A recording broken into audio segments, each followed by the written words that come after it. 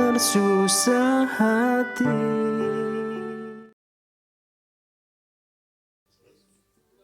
Assalamualaikum warahmatullahi wabarakatuh. Waalaikumsalam. Kembali lagi bersama podcast KKN 102 Gunung Pring Muntilan. Ya, sebelumnya pasti udah nggak asing lagi ya sama saya. Karena beberapa waktu lalu saya juga menjadi podcaster bersama rekan saya, Mas Fajar. Tapi sekarang saya sendiri.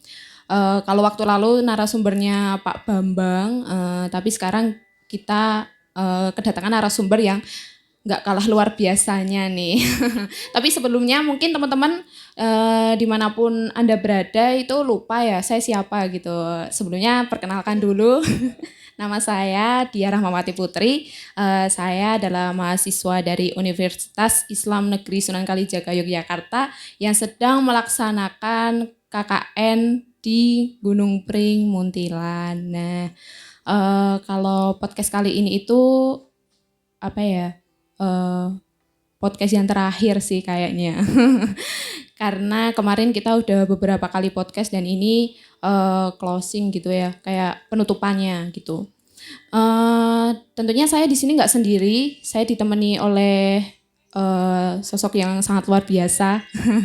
Assalamualaikum Pak Fauzan. Waalaikumsalam warahmatullahi wabarakatuh. Ya, Pak Fauzan ini adalah pengurus sekaligus ketua yayasan dari Yayasan Kiai Raden Santri Puroloyo Makam Aulia Gunung Pring, sekaligus abdi dalam Keraton Ngayogyakarta. Nggih, Pak. Ya. Betul sekali. Betul. Gimana Pak kabarnya, Pak? Alhamdulillah baik, sehat, Alhamdulillah. optimis, merdeka. Wah, ya, karena suasananya masih merdeka gitu ya Pak ya, masih merayakan Hari Kemerdekaan Republik Indonesia yang ke-75. Nah, tema kali ini juga tidak jauh-jauh dari HUT Kemerdekaan RI yang ke-75 gitu Pak. Alhamdulillah. Sebelumnya terima kasih ya Pak ya sudah menyempatkan waktunya datang ke sini untuk sekedar sharing santai tapi serius. Sama-sama. Ya untuk kita akan membicarakan perihal 75 tahun kemerdekaan Indonesia. Nah, kalau bicara tentang kemerdekaan Indonesia ya Pak, itu kan pasti nggak jauh-jauh dari mengenang jasa para pahlawan di Indonesia, para pejuang yang memperjuangkan kemerdekaan Indonesia gitu Pak. Nah, kalau para pejuang itu kan sangat banyak sekali ya Pak ya. Tentunya dari ulama gitu Pak. Nah, mengenai ulama-ulama di Indonesia ini Pak, dari bagaimana perjuangan mereka di era sebelum kemerdekaan gitu Pak, untuk memperjuangkan kemerdekaan Indonesia itu dan siapa saja sih Pak tokoh-tokoh dari ulama tersebut itu gitu. Kan tentunya masih banyak mungkin beberapa teman-teman yang nggak tahu gitu.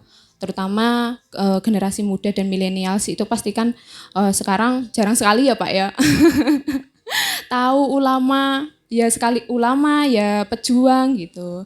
Mungkin di sini Pak Fauzan mau menyampaikan beberapa hal mungkin terkait tentang tokoh ulama sekaligus pejuang kemerdekaan gitu Pak. Oke. Terima kasih atas waktu yang diberikan kepada saya. Assalamualaikum warahmatullahi wabarakatuh. Waalaikumsalam warahmatullahi wabarakatuh. Saya perkenalkan dulu ya. Iya Pak. Nama saya asli ini. Nah, Fauzan Hendarto. Kemudian karena saya abdi dalam, saya diberi surat keputusan atau serat kekancingan menjadi Mas Wedono Dwijo, MWD singkatannya. Mas Wedono Dwijo Fauzan Hendarto SPD. Jadi Dwijo itu sama dengan guru. Nah, jadi di keraton kalau misalnya abdi dalamnya itu dari kalangan guru, mesti ada depannya Dwijo. Kalau tentara atau polisi judo. Judo. Nah, ya itu di keraton seperti itu. Nah, alhamdulillah saya bisa hadir di sini. Mudah-mudahan anak-anakku mahasiswa yang KKN di Gunung Pring ini, khususnya di KKN di makom para wali, para aulia Gunung Pring, dalam keadaan sehat walafiat. Amin. Berbicara tentang peran para ulama, sebelum proklamasi kemerdekaan Republik Indonesia pada tahun 1945, mau tidak mau, bangsa Indonesia ini apapun sukunya, apapun agamanya, ya saya minta sadar mengakui bahwa penggerak perjuangan melawan penjajahan itu dari waktu ke waktu sampai merdeka, sampai setelah merdeka beberapa saat mau dijajah lagi, itu adalah yang mengorganisir dan menggerakkan para ulama, para kiai. Karena apa? Karena masyarakat kita, bangsa Indonesia, mayoritas pada tahun 1945 itu 98% Muslim. Pada tahun 1945 awal-awal kemerdekaan, rakyat Indonesia mayoritas 98% Muslim. Maka dari itu sudah sepantasnya, karena ulama adalah pewaris Nabi, warasatul anbiya, pewaris para nabi. Nah, dalam hal ini beliau berjuang sejak adanya intervensi dari VOC sebagai wakil perdagangan resmi pemerintah Belanda.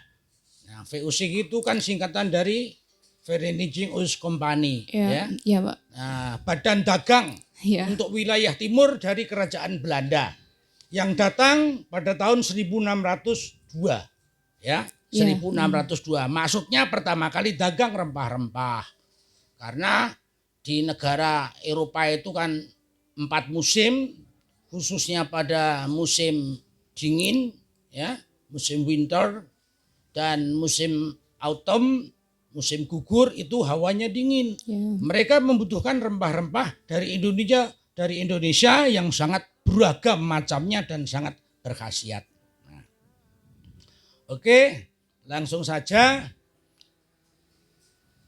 Kebetulan pada era itu 1602 adalah era Mataram Islam pertama, ya. Era Mataram Islam pertama, di mana kerajaan Mataram ini didirikan oleh Ki Ageng Pemanahan, pendirinya. Di mana Ki Ageng Pemanahan ini adalah salah seorang tokoh yang dikagumi dan dihormati oleh Joko Tingkir, yang waktu itu sudah menjadi penguasa dengan gelar Sultan Hadiwijaya. Nah, Ki Ageng Pemanahan dan Panembahan Senopati diberi tanah bonus karena perjuangannya, yaitu tanah Alas Mentau yang didirikan menjadi Keraton Mataram Islam pertama dengan raja pertama Panembahan Senopati. Nama kecilnya Danang Sutawijaya yang berkuasa dari tahun 1585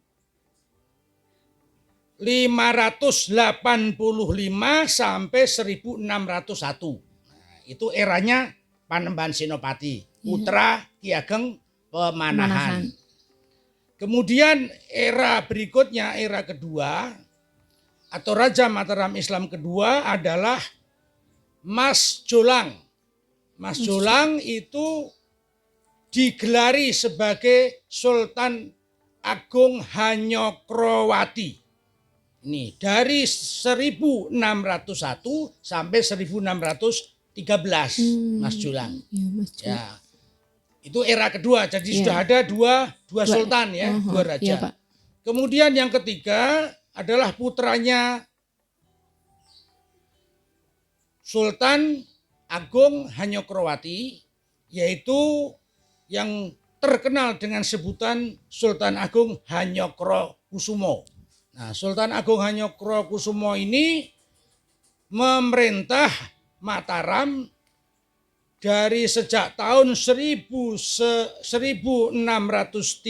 sampai 1645. Nah, nama kecil dari Sultan Agung itu adalah Raden Mas Jatmiko. Ya, disebut Raden Mas Jatmiko. Nah, sungguh luar biasa selama pemerintahan Sultan Agung ini, karena beliau adalah seorang sultan yang benar-benar memegang syariat. Beliau rajin beribadah, beliau juga bisa mengaji, beliau juga sastrawan, beliau juga budayawan dan ahli strategi. Tujuan utama mengapa Sultan Agung itu ingin katakanlah invasi ke seluruh Jawa, biar daerah-daerah lain itu mengikuti perintahnya atau tunduk pada kekuasaannya, adalah untuk mencegah VOC tidak menjajah bangsa Indonesia. Jadi waktu itu Sultan Agung sudah punya rasa bahwa VOC ini hanya alat. Alat dari pemerintah Belanda untuk menjajah tanah dan kekayaan bangsa Indonesia.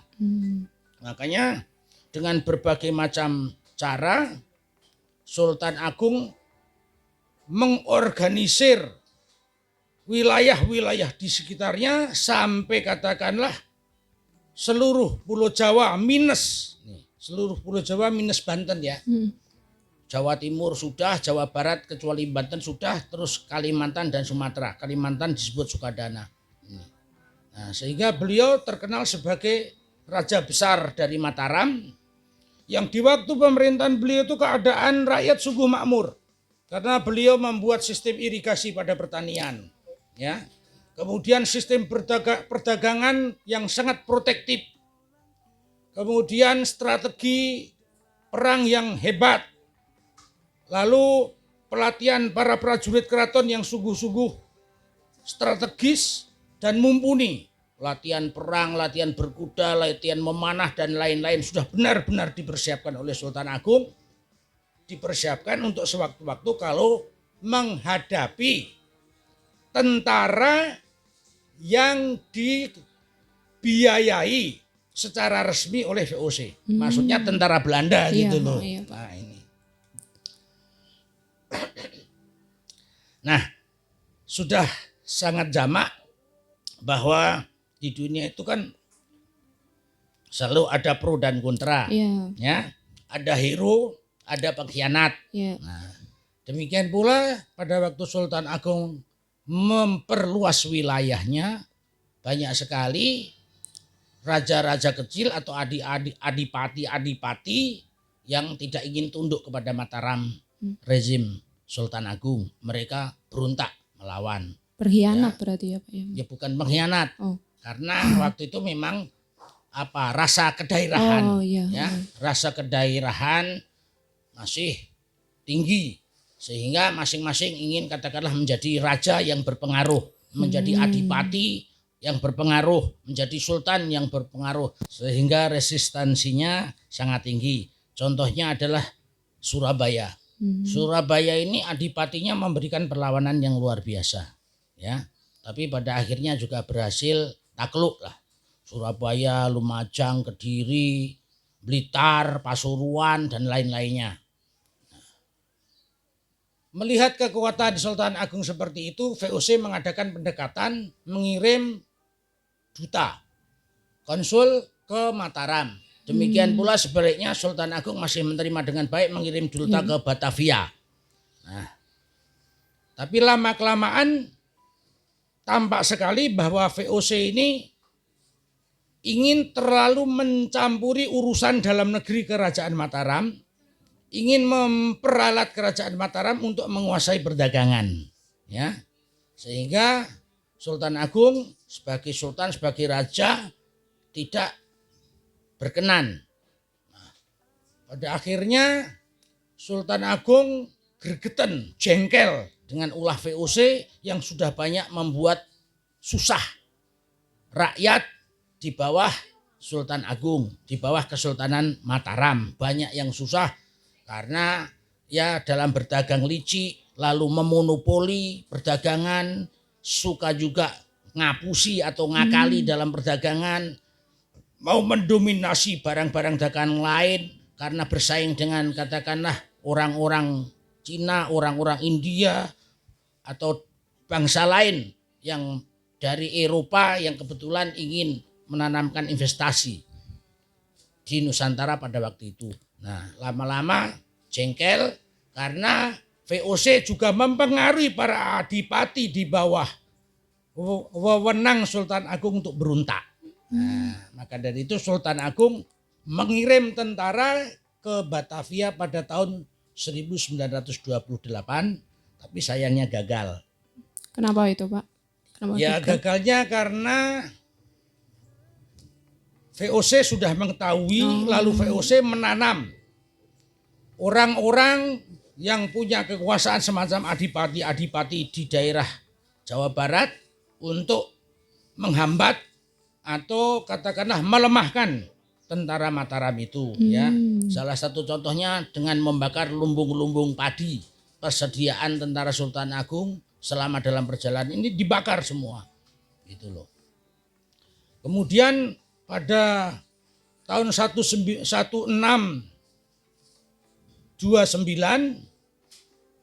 Sultan Agung mengirim pasukan lagi, gagal dalam penyerangan, sudah terjadi pertempuran, kemudian kalah persenjataan, kalah strategi dan lain-lain, tapi Sultan Agung dan pasukannya bisa meracuni sungai di mana airnya digunakan oleh penduduk Batavia khususnya Belanda dengan racun yang menimbulkan wabah. Maka akibatnya banyak tentara Belanda yang keracunan karena minum air dari Sungai Ciliwung. Nah, terjadi wabah sampai Gubernur Jenderal Jan Pinter Sun Kun meninggal karena kena wabah. Ini. Kemudian Sultan Agung menyadari, udah nggak usah nyerang Batavia lagi. Perjalanannya jauh, memerlukan biaya besar dan pengorbanan besar. Nah, beliau fokus untuk memperkuat situasi, kondisi, keamanan, ketahanan Keraton Mataram. Beliau sungguh-sungguh memperhatikan rakyat dengan cara memberi satu komando agar semua umat Islam waktu itu berpakaian serba putih. Ya, jubah putih, sorban putih, serba putih lah, gitu loh. Itu Sultan Agung mengorganisir umat Islam sampai sedemikian rupa agar identitas Islamnya itu jelas untuk membedakan dan sewaktu-waktu berperang dengan pemerintah kolonial Belanda melalui pasukan bayarannya di VOC itu tampak jelas bahwa Islam memerangi negara kafir. Nah, anggapan waktu itu kan seperti itu, karena mereka juga bukan orang Muslim ya. Iya, Pak. Nah, itu Sultan Agung mengatur strategi juga bahwa ini termasuk jihad fisabilillah, bahasanya seperti itu. Nah, selain Sultan Agung itu gencar mendirikan masjid-masjid dan mengumpulkan para ulama, para kiai untuk mendidik rakyat dalam bidang agama Islam, ya mengaji, ya melaksanakan puasa, ya melaksanakan kewajiban-kewajiban syariat yang lain. Sultan Agung sungguh istilahnya punya inspirasi dan punya kreasi yang ukuran waktu itu luar biasa, sampai Sultan Agung menyelenggarakan sekaten, muludan. Peristiwa memperingati hari lahirnya Nabi Muhammad Rasulullah Shallallahu Alaihi Wasallam yang sekarang kita kenal dengan sekaten. Jadi sekaten itu dari Sultan Agung dari ya, Sultan Pak Agung, ya. ya. Di samping Sultan Agung memulai muludan atau sekaten memperingati hari kelahiran Rasulullah Muhammad Shallallahu Alaihi Wasallam, Sultan Agung juga meninggalkan jejak-jejak budaya yang luar biasa manfaatnya. Misalnya Sultan Agung memperkenalkan penanggalan Jawa, Sultan Agungan, kalender Sultan Agungan, ya. Itu sampai sekarang masih dipakai di kalangan rakyat Mataram atau daerah istimewa Yogyakarta dan Jawa Tengah. Iya, misalnya ada hari, misalnya ini hari ya, Kliwon, Legi, Paing, Pon, Wage, itu Sultan Agung. Nah, ada Wuku, Pranoto Mongso atau penentuan waktu, perhitungan waktu Pranoto Mongso itu Sultan Agung juga. Di samping ada tembang-tembang yang disebut pupuh. Ya, pupuh Asmorodono, tembang Jawa tapi yang digubah sedemikian rupa ning bernuansa tapi bernuansa Islami. Nah, ini tinggalan-tinggalan Sultan Agung sebagai raja besar Mataram Islam.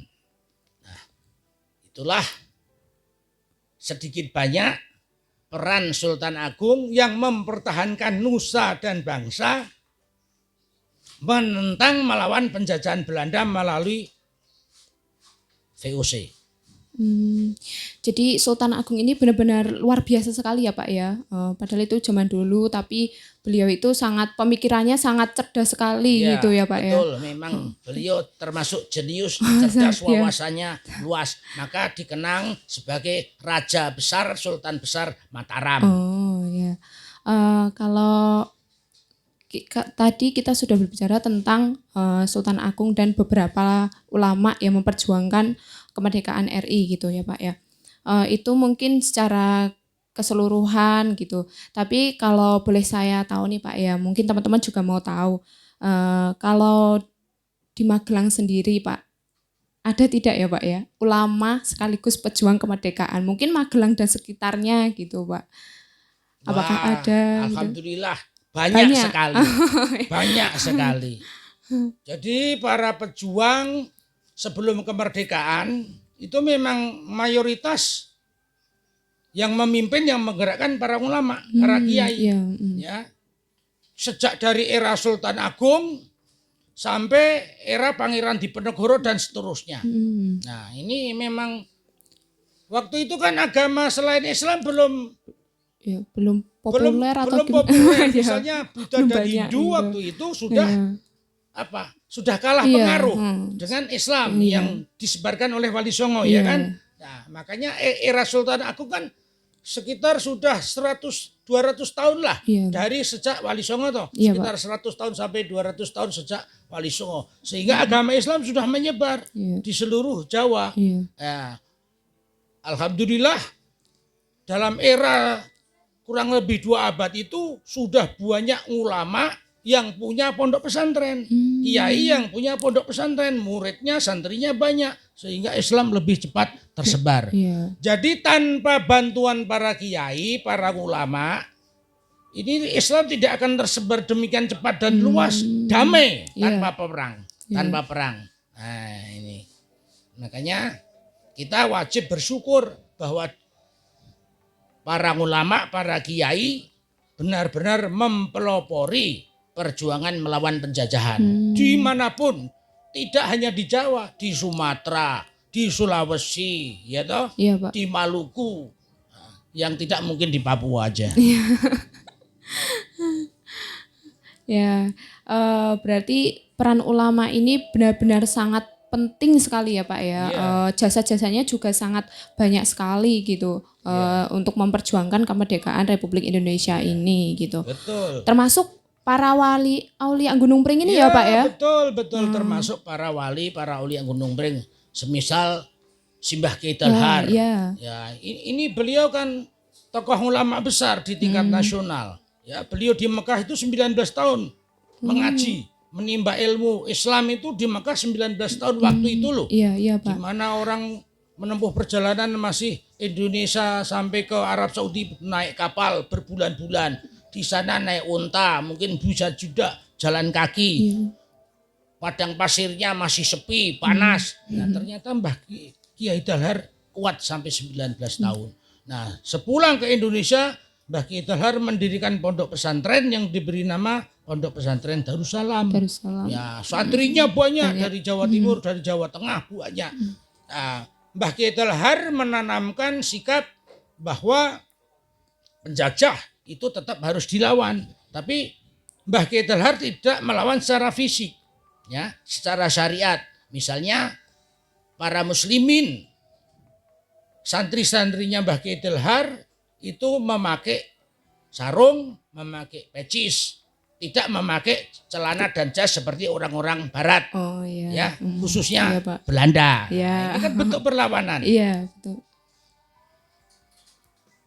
Terus ada lagi kiai-kiai yang lain, termasuk Eyang Kiai Raden Santri. Iya.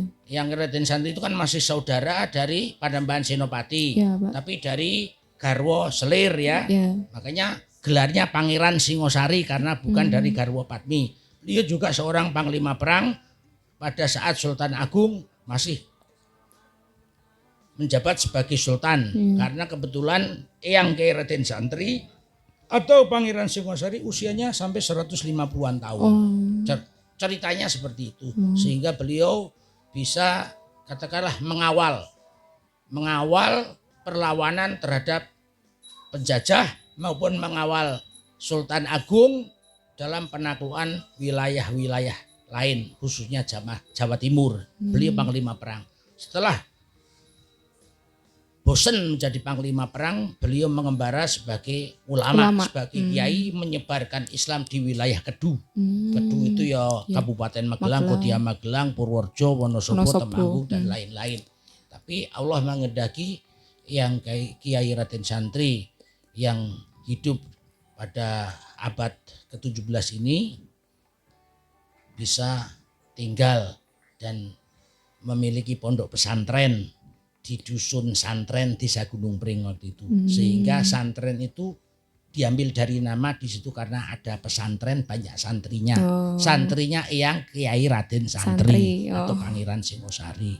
Sampai wafatnya beliau dimakamkan di kuburan makom Gunung Pring. Oh ya, seperti itu. Itu luar biasa juga. Iya. Saya yang awalnya nggak tahu jadi tahu banyak ini ngobrol sama Pak Fauzan, luar biasa sekali. Terakhir nih ya Pak ya, kan banyak sekali ya Pak millennials atau generasi muda yang kurang membaca literasi tentang sejarah gitu, kurang mengenang jasa para pahlawan. Nah, pesan dari Pak Fauzan sendiri nih untuk pemuda di Indonesia ini, terutama untuk pelajar mulai dari SD, SMP, SMA, bahkan kami dari mahasiswa gitu. Pesan dari Pak Fauzan untuk mengenang jasa para pahlawan itu gimana gitu. Sesuai dengan amanat pembukaan Undang-Undang Dasar 1945, tujuan merdeka sebuah negara, khususnya Negara Kesatuan Republik Indonesia, adalah mencerdaskan bangsa, memajukan bangsa, mensejahterakan bangsa, menjadi negara berdaulat yang menganut politik bebas aktif. Nah, tentu saja anak-anakku mahasiswa perlu sekali mengamalkan secara murni dan konsekuen. Kita punya komitmen dengan Pancasila yang merupakan warisan daripada para founding fathers, ya. Bung Karno, Bung Hatta, Kiai Haji Hashim Asy'ari, Kiai Wahid Hashim, Kiai Haji Ahmad Dahlan, Abi Kusno, Kiai Ki Hajar Dewantoro, dan lain-lain masih banyak ya. Lagi. Rajiman Wiryo, Sanjoyo,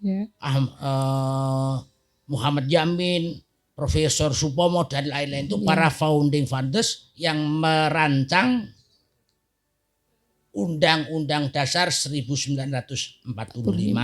Nah, sedangkan mengenai Pancasila itu yang menamai Pancasila Bung Karno. Tapi yang merumuskan adalah 3 orang, yaitu Profesor Dr. Supomo Sarjana Hukum, Mr. Muhammad Yamin SH, dan Bung Karno. Nah, Pancasila yang kita kenal sekarang ini adalah mayoritas rumusannya Mr. Muhammad Yamin, ya, urut-urutannya itu.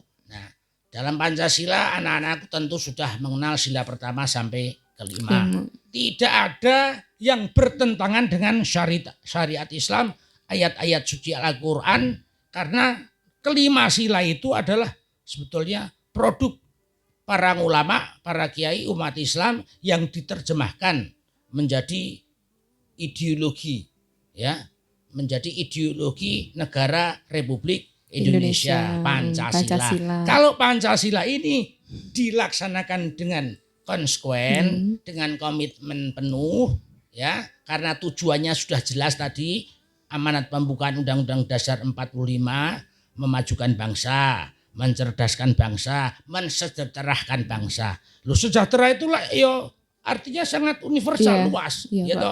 Enak, nyaman, maju, pinter, berdaulat. Wah, kalau itu terlaksana luar biasa. Luar biasa sekali. Iya, itu loh. Nah, itulah dengan cara belajar yang tekun, berprestasi, bermanfaat untuk diri sendiri, untuk keluarga, untuk agama, untuk nusa dan bangsa. Nawa itu belajar sungguh-sungguh menuntut ilmu, karena menuntut ilmu adalah perintah Allah Subhanahu wa Ta'ala.